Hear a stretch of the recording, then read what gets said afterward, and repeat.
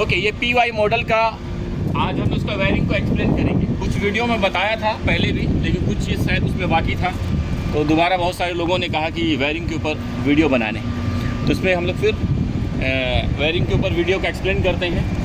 ये PCB को याद रखने, मैंने पहले भी किसी वीडियो में बताया है कि जामिल जो अपना PY में PY, PS और PMY इस तरह का मॉडल में दो टाइप का PCB यूज़ करता है, एक ये और एक इस तरह का PCB बोर्ड जामिल यूज़ करता है। दोनों का वायरिंग सेम है, दोनों का वायरिंग में कोई भी चेंजिंग नहीं है।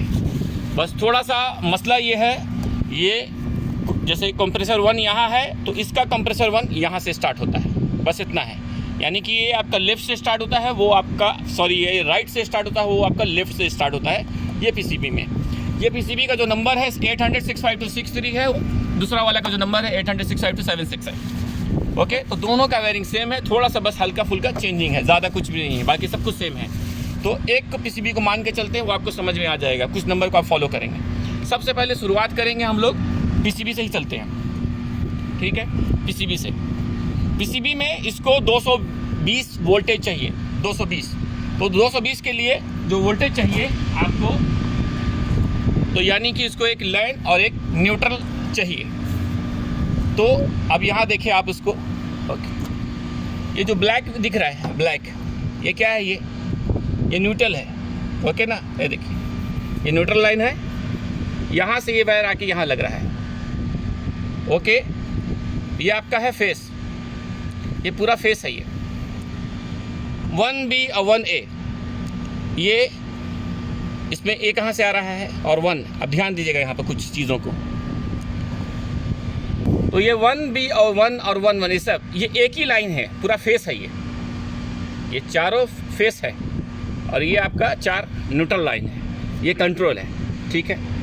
1A और 1B में ये आपका जो ये वायर दिख रहा है, ये दो वायर क्या चीज़ का है? ये स्मोक डिटेक्टर का वायर है, यानी स्मोक डिटेक्टर का वायर है। और इसमें कंटिन्यूटी होना चाहिए, कंटिन्यूटी होना चाहिए, तब AC चलेगा। कंटिन्यूटी स्टॉप होगा किसी भी कारण से AC स्टॉप हो जाएगा, तो कंटिन्यूटी होना चाहिए। तो 1B और 1A में ये दोनों वायर स्मोक डिटेक्टर का वायर लगेगा, ओके। बाद में 1A और 1 वो यहाँ से आ रहा है, UVM से, अंडर वोल्टेज मॉनिटरिंग से आ रहा है। तो ये 4 आपका फेस है और ये आपका न्यूट्रल लाइन है। ये हो गया आपका यहाँ पर काम खत्म, ओके। अब बाद में PCB पे जाते हैं, तो ये इसको यहाँ पर न्यूट्रल मिला और ये आपका फेस है। न्यूट्रल में N लिखा हुआ है, न्यूट्रल में आपका N लिखा हुआ है, N या L2 दो में से कोई भी है, तो आप पहचान जाइए कि वहाँ पर 2 लगेगा, N होगा या L2 होगा। बाद में फेस के लिए ये है आपका L1, तो 220 इसको मिल गया, 220 मिल गया। इसमें आपको एक ट्रांसफार्मर मिलेगा, ये आपको नज़र आ रहा है ट्रांसफार्मर। ये ट्रांसफार्मर 220 वोल्टेज लेता है और आउटपुट 24 वोल्ट और 10 वोल्ट दोनों करता है। इस PCB को 2 वोल्टेज चाहिए, 24 और 10 दोनों वोल्टेज चाहिए, दोनों वोल्टेज पे ये काम करता है, ठीक है ना, ओके। तो जो इसका अभी आपका मेन कौन सा है, तो जो देखिए इसमें टोटल 6 वायर है, टोटल 6 वायर है। तो जो रेड है, रेड को 220 चाहिए, ट्रांसफार्मर का जो रेड कलर का 2 वायर है उसको 220 चाहिए। देखिए, तो ये ट्रांसफार्मर यहाँ पर है, ये ऑलरेडी अंदर से इनबिल्ट वो कनेक्टेड है, कनेक्शन है लाइन न्यूट्रल का। तो आप यहाँ इसको फिक्स करेंगे, आपको 220 ट्रांसफार्मर को मिल जाएगा, ओके। तो ट्रांसफार्मर का 220 वायर वो यहाँ लगाना है। बाद में जो आपका आउटपुट हो रहा है, यहाँ पर देखिए क्लियरली लिखा हुआ है, आउटपुट कितना है आपका, आउटपुट ये 24 वोल्ट, वाइट वाला 24 है और ब्लैक वाला 6 वोल्ट है, तो वाइट वाला 24 वोल्ट है। तो ये दोनों आपका, ये भी एक सेम जैक है, वो जैक PCB में आप लगा दो। तो यानी कि वो देखो वाइट वाला नीचे है, ब्लैक वाला ऊपर है, तो इसको 6 वोल्ट, 6 कितना नहीं 10 वोल्टेज, 10 और 6 दोनों वोल्ट इसको मिल रहा है, 10 और 6। तो हमको ये 24 वोल्ट की बहुत ज़रूरत है, क्योंकि थर्मोस्टेट जो इसका है वो 24 वोल्ट का है, उसके बिना थर्मोस्टेट काम नहीं करेगा। तो इसको जब 24 वोल्ट मिलेगा, तब उस वक्त यहाँ पर आप नज़र देखें, यहाँ पर RC है, RC को 24 मिलेगा, वो भी अंदर से ऑलरेडी कनेक्टेड है, PCB से अंदर से ऑलरेडी कनेक्टेड है वो। जब इसको 220 मिला ट्रांसफार्मर को, तो आउटपुट वाइट वाले को 24 वोल्ट मिलेगा। जब 24 वोल्ट मिलेगा तो आरसी में भी आपको 24 वोल्ट मिलेगा, और यही आरसी आपको यहाँ आ रहा है, यहाँ पर ये, और यहाँ से ये जा रहा है डायरेक्ट थर्मोस्टेट में, और थर्मोस्टेट में भी आपको आरसी लिखा हुआ है, तो आपको वहाँ पर भी आपको 24 वोल्ट मिलेगा, तो तब थर्मोस्टेट चलेगा। ये आपका हो गया यहाँ तक का थर्मोस्टेट तक, ठीक है। ओके, बाद में इस पीसीबी में देखिए यहाँ पर जी है, Y1, Y2, W1 और W2 है, W1 और W2, यानी टोटल 7 वायर की ज़रूरत है, टोटल 7 वायर की ज़रूरत है। अब जी को लेके आना है, जी को कहाँ पर लेके आना है आपको दिखाते हैं। ओके, जी को कहाँ पर लेके आना आपको दिखाते हैं। हाँ, ओके, जी को पीसीबी से जो जी आ रहा है वो यहाँ पर आ रहा है ओवरलोड में। ये ब्लोअर कॉन्टेक्टर का ओवरलोड है, क्योंकि जी जो है वो ब्लोअर के लिए ब्लोअर कॉन्टेक्टर का ओवरलोड है, जी वहाँ पर लगेगा। और जी का दूसरा, यानी ये नॉर्मली क्लोज है, क्लोज पॉइंट है, क्लोज पॉइंट से यहाँ से निकाल के सीधा ला के यहाँ के जी में लगा दीजिए। 19 है ना, यहाँ पर भी 19 दिख रहा है ना आपको। हाँ, और अगर ओवरलोड नहीं है तो डायरेक्ट जी को ला के वहाँ डाल सकते हैं जी में, ठीक है। लेकिन इसमें अगर ओवरलोड है तो पीसीबी से जी को ला के ओवरलोड में लगाइए, और उसका जो क्लोज पॉइंट है दूसरा वाला वो निकाल के सीधा आप ला के जी में लगा दीजिए, है ना। ये जो यहाँ से आपको थर्मोस्टेट में जो जाएगा वहाँ की बात कर रहे हैं, ठीक है। इसको LVTV low voltage terminal block, तो ये आपका हो गया ब्लोअर का। अब रहा कंप्रेसर का। कंप्रेसर को तो ईजी है, Y1, Y2, W1, W2, 4 wire PCB से उठा के सीधा ला के यहाँ रखिए, सीधा लाइए यहाँ पर Y1, Y2, W1, W2, same यहाँ से थर्मोस्टेट में जाएगा, सेम नंबर थर्मोस्टेट में मौजूद है, Y1, Y2, W1, W2। Okay, हो गया। अब पीसीबी में ये हो गया। अब पीसीबी में क्या है, अब पीसीबी में जो है सबसे पहले 3A है। 3A देख रहे हैं ना, इसको ध्यान रखो, है देखो 3A है, देखो कंप्रेसर 1 है, तो कंप्रेसर 1 में 3A लगेगा। तो यहाँ देख रहे हैं ना 3A, या क्या लिखा हुआ कंप्रेसर 1। मैंने कहा ये पीसीबी में 65, 62, 65 to 63 में राइट से स्टार्ट होता है, और इसमें 76 में लेफ्ट से स्टार्ट होता है, लेकिन बाकी सब कुछ सेम है। तो यहाँ नंबर लिखा हुआ ना, कंप्रेसर लिखा हुआ शॉर्ट में, तो यहाँ पर भी कंप्रेसर लिखा हुआ, यानी कि जहाँ COMP कंप्रेसर 1 लिखा हुआ वहाँ पर 3A लगेगा। तो आपको 3A, और 3A निकल के कहाँ जाएगा, वो पीसीबी से 3A को उठा के सीधा कहाँ गया है, देखिए यहाँ पर है, देखिए दिख रहा है, वायर नंबर दिख रहा है, क्या है CC1 कंप्रेसर कॉन्टेक्टर 1 में आपका 3A लगेगा, एक वायर, ठीक है। ओके, बाद में आओ दोबारा 3B दिख रहा है, 3B क्या है, कंप्रेसर 2, पीसीबी में लिखा है ना कंप्रेसर 2। ओके, वो उठा के कहाँ जाना है आपको, कॉन्टेक्टर में जाना है आपका 3B, एक वायर लग गया, ठीक है। ओके, एक एक वायर समझो आसानी से साथ। ओके, बाद में आपका 4A है, 4A और 4B, 4A 4B। ओके, तो 4A और 4B जो है ये जाएगा सोलेनॉइड वाल्व में। 4A स्टेज 1 है, तो 4A का क्या है, P1 है, गौर करो P1 दिख रहा है। ओके, P1, और सोलेनॉइड सिस्टम 2 का P2 है। तो यानी कि सोलेनॉइड को 2 वायर होता है, 220 का कोयल है, वोल्टेज है, जामिल जो यूज़ कर रहा है सोलेनॉइड वाल्व। तो सोलेनॉइड का एक वायर को न्यूट्रल चाहिए, और दूसरा वायर को पीसीबी में लगाना है। तो दूसरा जो 2 वायर होगा ना, सोलेनॉइड का एक वायर जाएगा न्यूट्रल लाइन में, यहाँ पर जो कनेक्ट करना है एक वायर सोलेनॉइड का 2 में लगा दो, ये न्यूट्रल लाइन है, मैंने पहले ही बताया था। और दूसरा वायर पीसीबी के P1 और P2 में लगा दो, स्टेज 1 का P1 और स्टेज 2 का P2, ये हो गया। बाद में हुआ आपका ब्लोअर। ब्लोअर साहब के पास जाएंगे, तो ब्लोअर साहब के पास जाने के लिए वहाँ पर देखो पीसीबी में क्या लिखा हुआ, IDF इंडोर फैन, गौर करो नंबर पे दिख रहा है IDF इंडोर फैन। ओके, हाँ, तो ये सिंगल स्पीड है, हाँ, क्योंकि मैं स्पेशली नए लड़कों को बोल रहा हूँ, हाँ, तो पुराने को नहीं कह रहा हूँ। तो यहाँ पर वहाँ से 14 नंबर वायर यूज़ करता है जामिल, 14 नंबर को वायर को लेके आओ, ला के ब्लोअर कॉन्टेक्टर में लगाओ। हाँ, है स्टिकर है, लेकिन हाँ देखो स्टिकर लिखा हो ना BMC, ब्लोअर मोटर कॉन्टेक्टर। तो एक वायर लाके उसमें से एक लगेगा इसमें, हाँ, क्योंकि वायर बहुत टाइट है। तो एक वायर आपको ब्लोअर कॉन्टेक्टर में लगाना है, 14 नंबर, ठीक है। पीसीबी का IDF इंडोर फैन से पीसीबी से उठा के ला के सीधा आप यहाँ पर लगा दीजिए। कॉन्टेक्टर कोयल जो ब्लोअर कॉन्टेक्टर जो कोयल है उस पर आप एक वायर 14 लगा दिए। ओके, ये हो गया आपका। फिर बचा आपका है 29 30, ये 2 वायर बच रहा है आपका 29 30।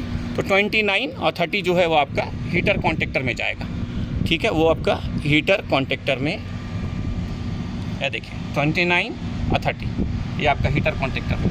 एंड तो वहाँ लिखा हुआ HTR हीटर 1 हीटर 2। तो 29 हीटर 1 का वायर HC हीटर 1 कॉन्टेक्टर में और 30 वाला HC हीटर 2 में वायर लगा दीजिए, ये है ना कोयल में। और हमेशा याद रखिए ये क्या चीज़, हर कॉन्टेक्टर के कोयल में ये लिखा रहता है A1 A2 यानी कि वो कॉन्टेक्टर जो कॉन्टेक्टर है उसका कोयल वोल्टेज वहाँ का जो कोयल है उस पर वो वायर लगाना है। A1 वो कोयल है यानी कि कोयल वोल्टेज वहाँ चाहिए। ठीक है ना, तो A1 A2 वो हो गया आपका। अब रहा है 41A 41B।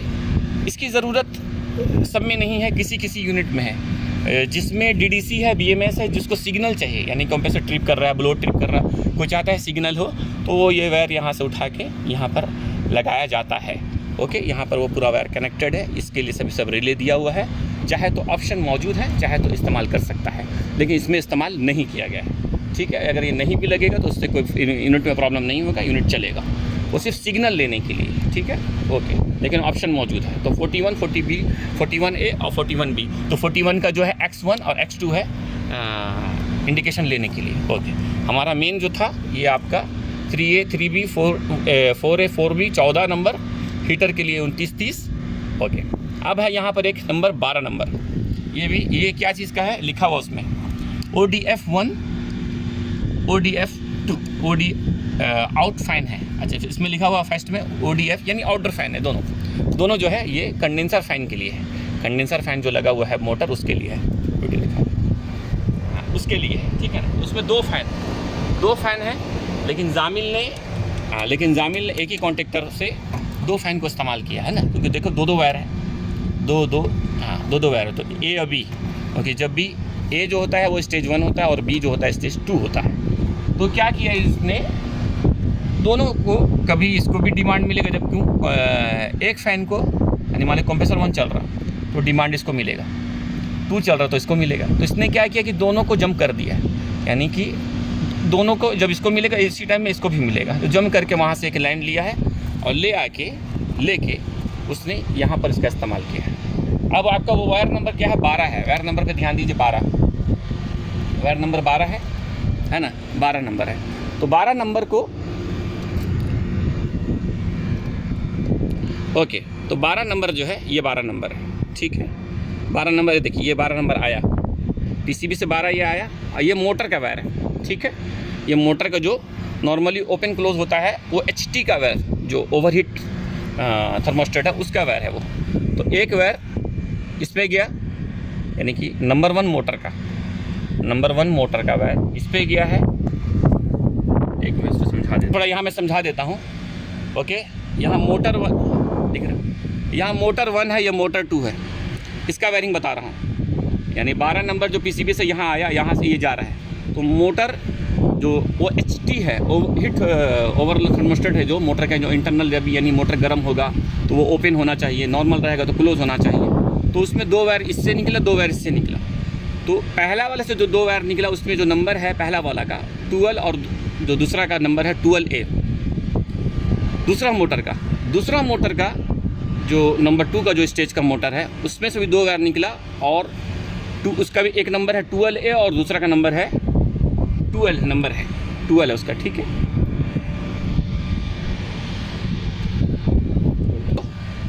ये वाला वायर ये सीधा आप देखिए ये लग गया यहाँ पर, ये टर्मिनल पे, यानी कि वो जो वायर है ब्राउन कलर का वायर है, यानी कि ब्राउन कलर का OHT का वायर है, ब्राउन कलर का OHT की वायर की बात कर रहे हैं। ठीक है, वो वायर को उठा के जो PCB से जो वायर आ रहा था 12 नंबर वो आप यहाँ लगा दीजिए, एक लग गया, बचा एक वायर मोटर 1 का और दूसरा मोटर का। दोनों में से कोई भी वायर आपस में आप इसको ज्वाइंट कर दीजिए इस तरह से।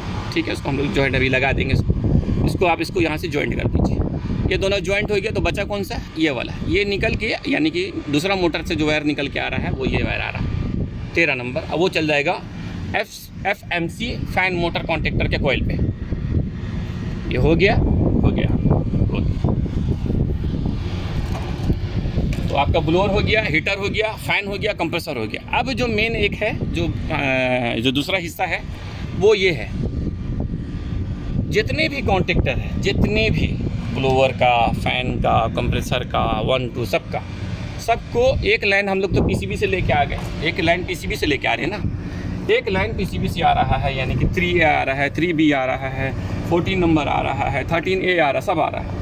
लेकिन उसको दूसरा भी लाइन चाहिए, क्योंकि जो ये कॉन्टेक्टर है 220 वोल्टेज का है। अगर 220, क्योंकि एक ही सिंगल लाइन में, तो दूसरा लाइन भी चाहिए ना, दूसरा लाइन जब तक मिलेगा नहीं चलेगा नहीं। तो दूसरा लाइन के लिए, यानी कि जो पीसीबी से जो ये लाइन आ रहा है वो फेस लाइन आ रहा है, फेस लाइन है, तो उसको न्यूट्रल लाइन चाहिए। तो न्यूट्रल लाइन के लिए इसी टर्मिनल का इस्तेमाल करके यहाँ से एक लाइन लीजिए और लेके सब कॉन्टेक्टर में एक यहाँ पर न्यूट्रल दीजिए, एक यहाँ पर दीजिए। देखिए यहाँ लिखा हुआ 2 लिखा हुआ, 2 मैंने पहले बताया, जो 2 है जामिल का वो न्यूट्रल लाइन है, एक इसको 2 दीजिए, यहाँ एक 2 है, वहाँ एक 2, सबको न्यूट्रल लेना चाहिए। तो न्यूट्रल इसको हमेशा आते रहेगा, फेस हमेशा नहीं आता। फेस तब आएगा जब थर्मोस्टेट से जब डिमांड आएगा, पावर आएगा, कंट्रोल का जब पावर आएगा, जब पीसीबी एक्टिव होगा, पीसीबी जब एनर्जाइज होगा, तब फेस आएगा, तब उस टाइम कंप्रेसर, ब्लोअर, फैन सब चलने लगेगा। तो इस तरह का ये वायरिंग है सिंपल में। ओके, ये हो गया। अब रहा एक सवाल LP-HP का। LP-HP के लिए सीधा मैंने पहले भी बताया, सिंपल तरीके से समझाने की कोशिश कर रहा हूँ, ज़्यादा तामझाम नहीं, सिंपल वे में समझिए। सिंपल वाले में एक कंप्रेसर में एक LP एक HP है, तो यानी कि 2 कंप्रेसर 2 LP 2 HP हो गया, ठीक है। तो पीसीबी में नज़र आता होगा, देखिए HP1 HP2 LP1 LP2 नज़र आता होगा क्लियरली, ठीक है। HP1 HP2 शामिल है, देखिए ओके, LP1 LP2 ऐसे करके। तो कंप्रेसर 1 का HP का वायर 2 वायर आएगा, दोनों यहाँ लगा दो। कंप्रेसर 2 का HP का वायर 2 यहाँ लगा दो। कंप्रेसर 1 LP का वायर यहाँ लगा दो। कंप्रेसर 2 LP का वायर यहाँ लगा दो। अब इसका काम ये होता है कि जब ये क्लोज होगा, यानी कि जब स्विच क्लोज होगा, दोनों में कंटिन्यूटी बताएगा, तो ये नॉर्मल एक्टिव रहेगा। लेकिन अगर वो ओपन हुआ स्विच, जब ये इसको सिग्नल ओपन का मिलेगा, तब यहाँ का जो ये लाइट देख रहे हैं, ये लाइट ऑन हो जाएगा। तभी जब ये लाइट ऑन होगा तो ये कंप्रेसर को सिग्नल नहीं देगा, कंप्रेसर को चलने नहीं देगा। तो यानी कि ये क्लोज होना चाहिए। तो मान लो फ्रीऑन अगर कम है तो वो ओपन होगा, फैन स्टॉप हो गया है तो ट्रिप होगा। तो वो जब भी ये स्विच ये ओपन हुआ, दोनों जैसे ये ओपन होगा तब ये लाइट इंडिकेट करेगा, लाइट जलेगा। जैसे लाइट जला, ये कंप्रेसर को पावर नहीं देगा। तो हाँ, एक बात और बता देते हैं यहाँ पर आसानी के लिए, सिस्टम 1 और सिस्टम 2, राइट वाला सिस्टम 1 है, लेफ्ट वाला सिस्टम 2 है। ये जो लाइट देख रहे हैं, एक येलो और ऑरेंज, दोनों ओले कलर यहाँ चेंज किया लेकिन दोनों सेम है। येलो जो है ना, येलो जो लाइट है, अगर धीरे धीरे ब्लिंक कर रहा है, जल रहा है, ऑन ऑफ हो रहा है, थोड़ा देर जल रहा है धीरे धीरे, तब वो LP में ट्रिप किया है, LP में ट्रिप किया है, ओके। और अगर फास्ट कर रहा है तो HP में ट्रिप किया है, बस इतना है। तो LP में ट्रिप करने के बहुत सारे रीज़न है, उसको आपको फाइंड आउट करना होगा, लेकिन मैं पहचान बता रहा हूँ, परेशान नहीं कर। धीरे धीरे ब्लिंक कर रहा हो तो LP में ट्रिप किया, और फास्ट कर रहा है तो HP में ट्रिप किया है, ओके। और 3 बार ये खुद ब खुद ये रीसेट हो सकता है, 3 बार खुद ब खुद रीसेट हो जाएगा। लेकिन चौथी बार अगर वो ट्रिप किया तो ये रेड लाइट जल जाएगा। जब रेड लाइट जलेगा तो फिर वो रीसेट नहीं होगा खुद ब खुद, उसको रीसेट करना पड़ेगा, टेक्नीशियन को आना पड़ेगा, चेक करके फिर उसको रीसेट करना पड़ेगा कि क्यों वो लाइट जला। ओके, यहाँ तक इतना ही, ओके।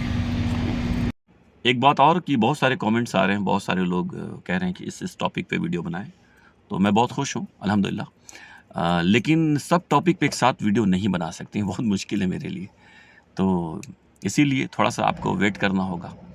तो मैं पूरी कोशिश कर रहा हूँ, फिर भी मैं डेली कम से कम एक वीडियो ज़रूर अपलोड करता हूँ। बड़ा वीडियो, शॉर्ट वीडियो भी होता है, लेकिन बड़ा वीडियो जिसमें थोड़ा ज़्यादा मैसेज हो।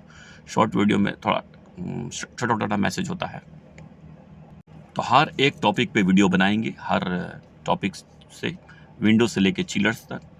लेकिन दोस्तों से रिक्वेस्ट यही है कि थोड़ा सा वेट करें, क्योंकि बहुत मुश्किल है सब टॉपिक पे एक साथ वीडियो बनाना। मेरे चैनल को सब्सक्राइब करने के लिए यूट्यूब में जाएं, HVAC अमजद लिखें, मिला के लिखें, गैप नहीं करें, मिला के लिखें। जैसे आप यहाँ सर्च करेंगे, सर्च करें, आपको सबसे ऊपर में पहले ही मिलेगा, आपको पहले ही नज़र आ जाएगा। क्लिक करें, यहाँ पर सब्सक्राइब करें, और ये लोगो याद रखें, HVAC अमजद। इस वीडियो को लाइक करें, हमारे चैनल को सब्सक्राइब करें, बेल आइकन जरूर प्रेस करें हमारी न्यू वीडियो सबसे पहले देखने के लिए। सब्सक्राइब करने के बाद ना घंटी बजा देना